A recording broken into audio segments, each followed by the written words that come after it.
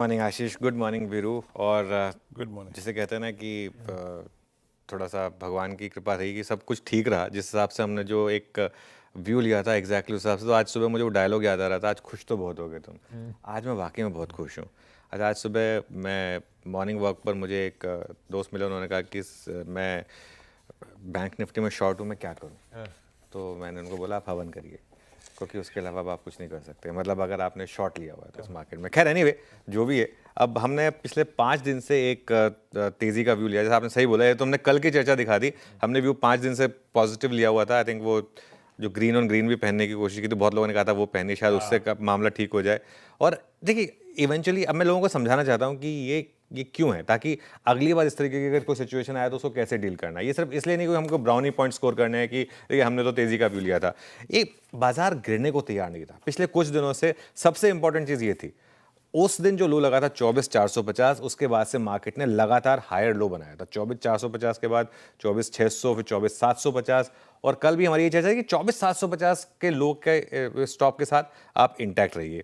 और यही बात है कि गैप डाउन में बेचिए मत और हिम्मत करिए थोड़ी सी खरीदने की।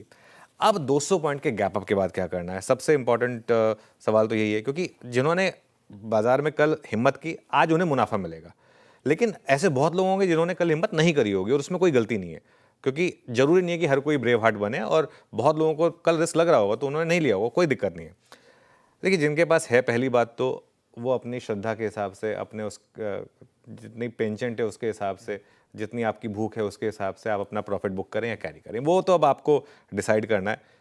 अगर आपको बुक नहीं करना है तो ट्रेलिंग स्टॉप के साथ कैरी करिए। सपोज करिए हम 25,200 पर खुलते हैं तो 25,100 का एक ट्रेलिंग स्टॉप लॉस लगा दीजिए। उसके बाद अगर हम 25,300 क्रॉस करने लगे तो 25,200 को उसको ट्रेलिंग स्टॉप लॉस कर दीजिए।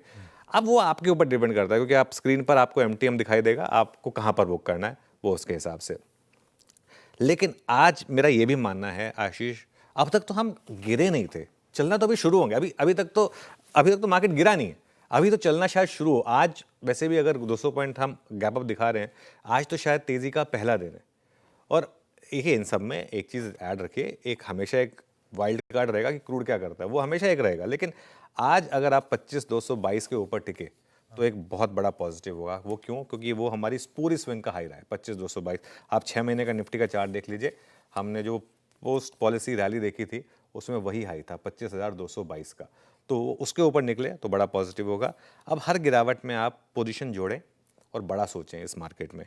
अब ये मार्केट शायद ऑल टाइम हाई की तरफ बढ़ चुका है।